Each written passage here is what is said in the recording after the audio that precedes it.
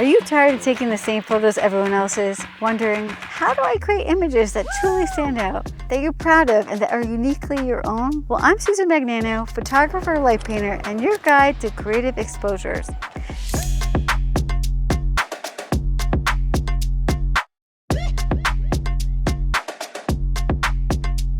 In this 4-part series, we're going to move beyond simply capturing moments to creating them. Together, we'll take control of light, time, movement, and transform every frame into something original and unforgettable. And what's our secret weapon for all of this? Light painting, a technique and art form that turns the ordinary scene into extraordinary works of art. In part 1, we'll break down the fundamentals. What is light painting, how it works, and what gear you'll need to get started. In part 2, we'll bring it all to life with a live demo, showing you how to illuminate your scene with creativity and control. In part 3, we'll shift the focus to light drawing, using motion and precision to create glowing shapes, symbols, and energy trails. Woo, just like that. In part 4, we'll bring it all together in the editing room, where the techniques take shape and your vision truly comes to life. By the end of this series, you'll not only understand the art of light painting, but you'll have the tools, techniques, and inspiration to start creating your own unforgettable images. So what is light painting? Simply put, it's the technique where we use long exposures to record the movement of a light source. But really, it's much more than that. It's visual storytelling with the shutter open for several seconds or even minutes, and you can paint backgrounds, highlight subjects, add glowing shapes, or completely invent the world in front of your lens. You're not just capturing reality anymore, you are creating it. And you might be using a flashlight, LED tube, video light, or even fire. What makes light painting so powerful is that it's incredibly personal and an expressive form of art. You're deciding where the light falls, how long it lingers, and how it moves. Every choice shapes your final image. And best of all, you don't need a studio, a team, or even expensive gear. You just need darkness, a light source, your imagination, and your camera. So before you can light the night, you need to know your stage. And that starts with scouting. So come during the day so you can see if there's any cactuses you might bump into, or rocks you might trip over, or any obstacles that might be in your way in the darkness. Then I want you to think about any lights that might be in the scene, like house lights or street lights, or even passing cars that might illuminate your subject in an unwanted way. And then get your favorite planning app, like PhotoPills or Sun Surveyor, so you can see what's happening in the night sky above your subject. So this is one of my favorite scenes, a motel sign. And the reason why I like it so much is because I used PhotoPills and I saw that the North Star was going to be above it, so I could get circular star trails. I also look for the Milky Way or the moonrise because I like to compose with intent. And having something happen in your sky is amazing. Then I want you to visualize what you're creating. Think about where you're going to put your camera and your tripod and at what height. That's important. I typically tend to shoot up at my subject because I want it to look larger than life. And I like to shoot around the corner so I get multiple angles and I can light paint different things. Also think about what kind of lights you want to use, and if you want it to be colorful or monotone, or if you want it to actually be really bright or just subtle. You know, these are all things you can visualize in the daytime that are going to be harder to do once it gets dark. Lastly, I want you to imagine the invisible. I want you to see beyond what's in front of you and to create something bigger and better than you ever could have imagined. And you're going to do that one light at a time.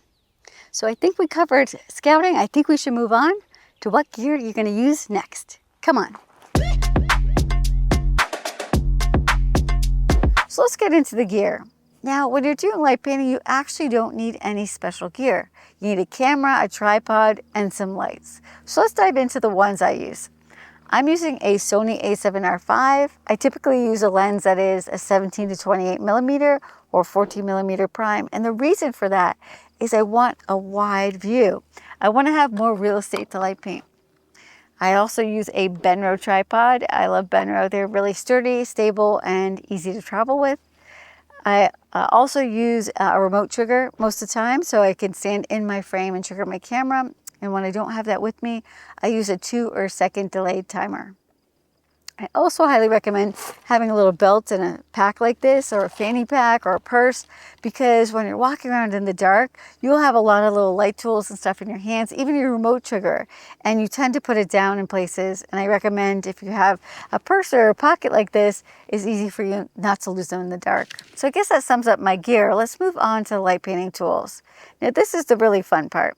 So I use a lot of different flashlights, everything from this cheap pen light that I got off Amazon for a few dollars to flashlights that cost $100. And what I'm looking for is a broad range of different brightnesses. So when I'm shooting under the stars like tonight, I need a very dim flashlight, like one with 100 lumen. And when I'm shooting in the cityscape, I need a very bright flashlight, like 1800 lumen. And lumen is just a standard of brightness.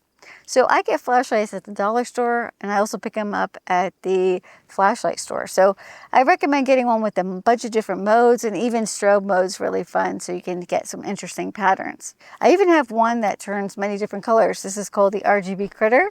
It, I think, turns 47 different colors and strobe modes, and it ups my ante. Now I can actually light paint onto surfaces color. So it's just worth checking out. Next thing I want to talk about is my video light. So I use a lot of Nanlite Pavo tubes, but I also use some like square, cheap video lights. And the reason for that is I like to do a lot of low-level light painting. So that means I'm putting them around my scene on little stands like this, or little stands like this. So I put them around my scene, and then I leave them once I dial them in. And I typically have them on a low brightness, anything from 1% all the way to like 25%, depending on if I'm competing with moonlight or city scenes. And what's great about them is they're working the whole time. So they're on the whole time. I don't have to think about it, and it's consistent light painting. So really cool technique. I do it for most of my backgrounds because it gives me the opportunity to do some light drawing or some other types of light painting in front of my subjects, and lets that do all the background work. Then let's talk about incorporating models. So when I incorporate a model, and when I'm in, especially in the cityscape, I'm using a flash. So I speed light here, pretty simple. I don't tend to carry around a lot of light stands when I'm traveling, so that's why I do this handheld approach. And also the light stands will end up being in my frame somehow. I don't know how it happens, but they're always in the way. So I do this guerrilla type lighting where I dial it in, I put it in manual mode, and then I hit this little red button, which is a test button, and I pop the light on my subject. So I'll actually run through the scene and I'll pop light on my model. And I sometimes use a grid. This is a MagMod grid system. And the reason why I do that is I don't want light to spill all over the place. If I'm shooting in the city, I don't care. There's light everywhere. But if I'm shooting in a dark scene like this, if I flash the light on them, then it'll go everywhere. So sometimes I have to use a grid to kind of direct the light. I do occasionally use soft boxes, and I love that look, but that's more of a studio shot for me. Another way, so not to spill your light on your subject, is to use this technique where I have this light. It's called the portrait lighter. This is from paintingbrushes.com. So this is called the portrait lighter, and this is called a universal adapter. But what's cool about this tool is light just comes through this slit. So it means I can actually create a narrow beam of light on my subject, and light doesn't spill everywhere. Another tool I've been using that's been so fun is my smartphone. So when I'm going to be doing light scanning or like putting light on my subject, I've also been using that same technique, but just with the flashlight beam of my phone, and it looks so good. So because it's also a very narrow beam, and you can actually narrow the beam or make it spread wider. So really cool. And you could even program a button on the side of your phone to have it power on and power off. So I've been using this a lot more than ever. And also, if we're going to talk about light drawing, I think we should. Light drawing is now when we're not just illuminating our scene from the backgrounds, like light painting is when we just put up our lights and you're not actually seeing our light sources. Light drawing is now we're actually in the frame with the tools, and the light painting is now part of the scene. So the light drawing is in the scene. So when I do that, I also use the iPhone. You can use it with the flashlight tool to be like a little calligraphy pen, or you can actually use the LCD screen in front of my camera. I know I have this instant little light source. It almost looks like a video light, but you can put any color on it. You can put letters. It's like an amazing tool, and you can make it brighter. You can make it dimmer. The one thing you got to make sure is that you don't actually make it turn off in the middle of your exposure, which is easy to do. If you hit a button or if you turn it the wrong way, kind of can change orientation, so you got to lock the orientation. I just think the iPhone is a great light painting tool that you guys all have already. So try it out.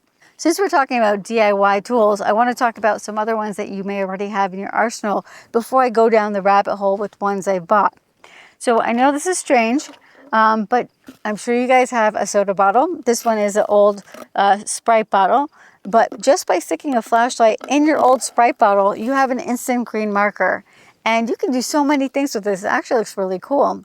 I put a piece of white gaffer tape on it so the light bounced forward more because I was finding it was too transparent. But now it's such a cool tool. I use it to make my light drawings. Just really fun. And it's like free if you already have it. You take it out of the recyclables. Another tool that I use is parchment paper. But if you roll up some parchment paper, you can make a little sword with it. And it actually looks really cool. So I recommend doing that, getting out of the kitchen. Both these cost $0 and you already have them. So these are some DIY light drawing things that you can already start light painting with today, along with your phone. Now we're going to kind of shift over to things that you have to buy, but they're worth the investment. One of them is called a T8 tube. Now, this tube is something you get at the hardware store. It costs about $4. It's actually called the T8 Light Guard. It is really cool because once you stick your flashlight in it, you have an instant lightsaber. So this one actually is made with gels inside of it, and I put a piece of black gaffer tape on one side so the light only spills forward. It doesn't spill on me. It makes the tool a little bit easier to use, so I recommend doing that as well. And then you could even put a piece of paper towel on the end so the light doesn't spill out. Next, moving on to actually another upgrade to the T8 tube is the Nanlite T8 tube. So this is a tube that I think Nanlite saw how cool this one was, that they decided to make one for light painters. And what's cool about it is it turns a bunch of different colors. It's an LED powered tube, and you don't need to have one of these. This is like having hundreds of these ones that I got from the hardware store, because you could turn it all different colors, patterns, strobe mode, like infinity amount of opportunities to use with this. And it gets super bright and it gets a little bit dim as well. So such an innovative tool, and I'm grateful that Nanlite saw that light painters needed this, because it's one of my favorite tools. Another tool that might be worth investing in is a light whip. So a lot of people have modifiers. So this company, lightpaintingbrushes.com, comes with its own modifiers, and now this Ants on a Mill and flashlight also come with its own modifiers. And this is actually one that screws onto here. And what's cool about it is like having a unicorn ponytail, and I use it a lot for lighting up the bottoms of my pictures or creating a smoky effect or a colorful rainbow. So you'll notice it's really fun. It's pretty easy to use, and it's called a light whip. You can even buy a tool called the light whip that you don't need a special flashlight for. It actually just comes all in one unit. So I have one of those too. So definitely fun to try that out. And then another cool would be fiber optic brush. This is by lightpaintingbrushes.com. And you can create all sorts of fiery effects like this that are really neat. Having a smoke machine, this is by Smoke Ninja, is one of my new favorite tools to use because every picture looks better with smoke. And getting into some really fun stuff would be a light blade. This is another modification that you can do a lot of things with, like create patterns like flowers, turn it on and off and create different patterns. So this is an LED hula hoop. You get it to be all different colors and patterns, and it's so fun and it's so easy to use. I honestly think you could do anything in your picture with this hula hoop and it just looks amazing. So I use this in a lot of light drawings, and it adds just such a great splash of light. Lastly, we're going to talk about some fire and some pyros. So you take a Brillo pad and you put it in a pancake wicks and you light this on fire. So I take a piece of this, ooh, some tough one, stick it inside, and then you chain like a rope. Make sure it's a sturdy rope, and then you light it on fire. It'll start to smolder, but when you spin it is when it catches on fire, and you could really do some fun things. So this is called steel wool, and you spin it around and you get these like nice circles of fire. So I like to do that when really safe environments, like around water or in an area where there's no wood, and make sure you have a fire extinguisher. So be safe. We never want to cause any problems with our light painting. And that kind of sums up a lot of the tools I use. If you have any questions about gear, check out my gear guide. It's super helpful. It's on my website. And I think now that we've reviewed all this, it's time to get creative and start light painting. Let's do it. Light painting is all about controlling time, light, and creativity. There are no universal settings because it depends on the environment and the story you're looking to tell. The first thing I think about is the environment. Do I want the background to be part of the storytelling, or do I want to isolate my light painting? In a studio environment or an environment that I actually don't want to feature, I'll keep it simple. I set my ISO to 100. I decide on how much I need to light paint, so about 10 seconds, and then I adjust my aperture until I achieve complete darkness. From there, I balance my light tools to match the settings and that it's properly bright.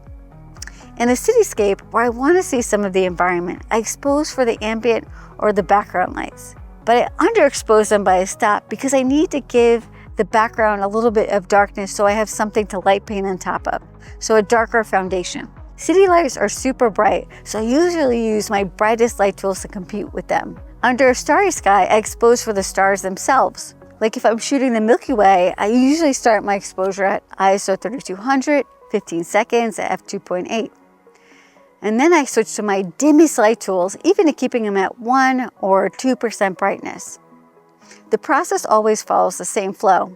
Dial in the background exposure, decide how much time you need, and then balance in your light tools. When working with light tools, remember, if you want them to appear brighter, you can increase their power, leave them on for longer, move them slower in your composition, or bring them closer to your subject. You can also open up your aperture or your ISO. I always shoot in manual mode because I like to have full control. When I'm about to get ready, I turn on a video light so I can focus on my subject, and then I put it in manual focus so it doesn't hunt for focus. Lastly, every scene is different. Run test shots, tweak your settings, adjust your lights. This is all part of the fun, building the shot one element at a time. Remember, if it's too bright, dim your lights or use a smaller aperture. If it's too dark, use a longer shutter speed or a larger aperture or even a brighter tool. Review, modify, and eventually you will find the perfect exposure.